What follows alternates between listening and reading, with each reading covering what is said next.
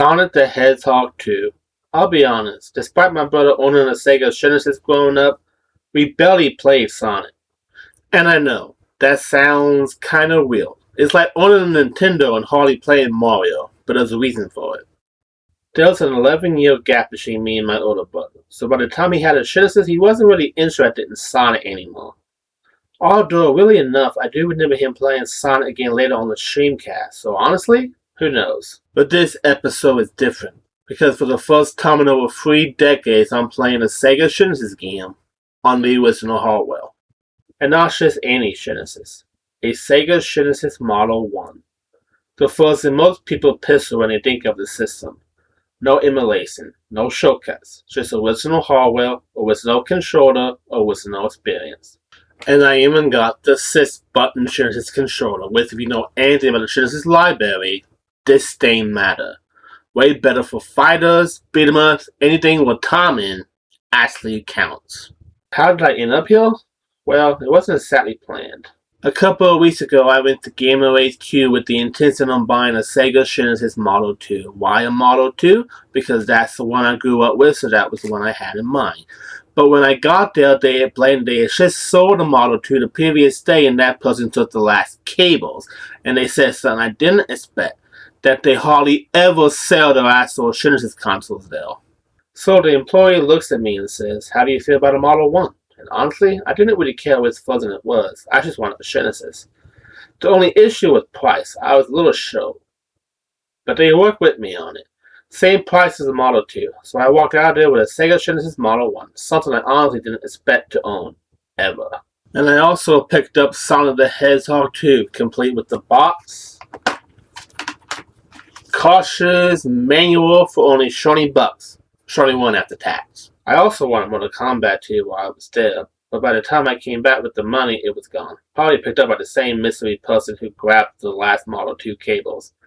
But honestly, Sonic 2 feels like the right place to start my Genesis library anyway.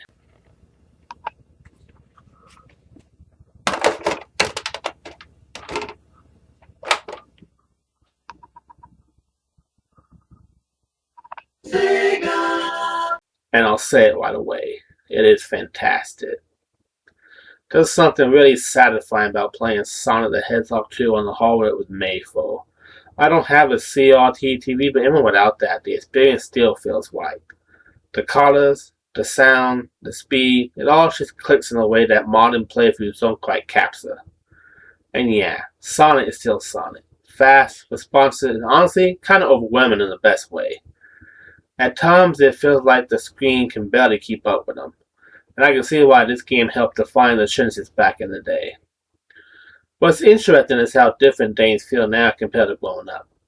Back then, I actually didn't know a lot of people who owned a Super Nintendo. It was almost the opposite of what you hear in retro discussions today. The SNES is everywhere in retro spaces now. But back then, the only person I knew who had one was my cousin Leo. Almost everyone else I knew who had a console had a Genesis. And even the people at Gamer HQ told me something similar. Out of all the retro stock, NES and SNES system are what sell the most. This makes sense today, but growing up, that wasn't really my word. One of my favorite parts of Sonic 2 has always been the second zone, even though I still struggle with it, especially when the water starts rising.